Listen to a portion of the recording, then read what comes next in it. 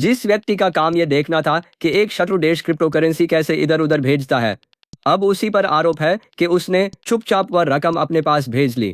FBI के प्रतिवाद और जासूसी विभाग के पर्यवेक्षक विशेष एजेंट पैट्रिक यारो को पिछले हफ्ते लगभग $10 लाख की क्रिप्टो करेंसी चोरी के मामले में गिरफ्तार किया गया। 1 अगस्त को दाखिल शपथपत्र के अनुसार उसे ऐसी निजी कुंजियां मिली जिनसे शत्रु देश से जुड़े खातों से पैसा निकाला जा सकता था, और उसने करीब 1 दर्जन बार पैसा भेजा। जांचकर्ताओं से उसने कहा कि वह निराश था क्योंकि उस देश को क्रिप्टो इस्तेमाल करने से रोकने के लिए वह इससे ज्यादा कुछ नहीं कर सका।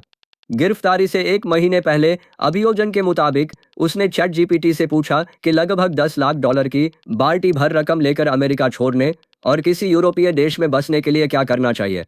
एफबीआई ने उसे नौकरी से निकाल दिया है और उस पर चोरी का माल ले जाने तथा रखने के आरोप हैं।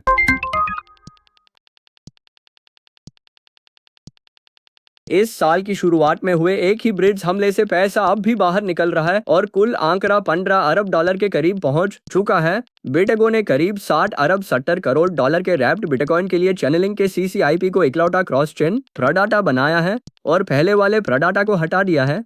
वह प्रडाटा लेयर 0 है जिसका नाम बिटगो की घोषणा में एक बार भी नहीं आता। यह बदलाव केल्पडाओ के लेयर 0 आधारित ब्रिज पर हुए करीब $30 करोड़ के हमले के बाद आया, जिसके बाद पूरे उद्योग में ब्रिज सेटिंग्स की जांच होने लगी। मेंटल, केल्प, लोमबार्ड, सॉल्व, वर्चुअल्स, री और क्रैकन ने भी ऐसे ही कदम घोषित किए हैं।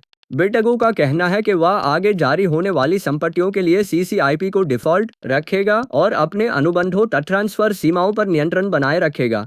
रैप्ड बिटकॉइन ही वह रास्ता है जिससे बिटकॉइन दूसरी चेन तक पहुंचता है, इसलिए वह किस पाइप से गुजरता है ये अब सुरक्षा का सवाल है।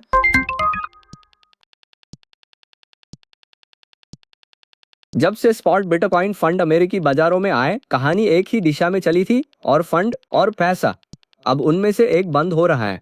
हैशडेक्स अपना हैशडेक्स बिटकॉइन ईटीएफ टिकर डीएफआई बंद कर रहा है और ये अमेरिका में किसी स्पॉट बिटकॉइन फंड का पहला बंद होना लगता है। इसके शेयर 17 अगस्त तक NYSE आर्का पर चलेंगे और निवेशकों को नकद भुगतान महीने के अंत तक मिलने की उम्मीद है। जुलाई के अंत में फंड के पास करीब 225 बिटकॉइन थे जिनकी कीमत लगभग $1.5 करोड़ थी।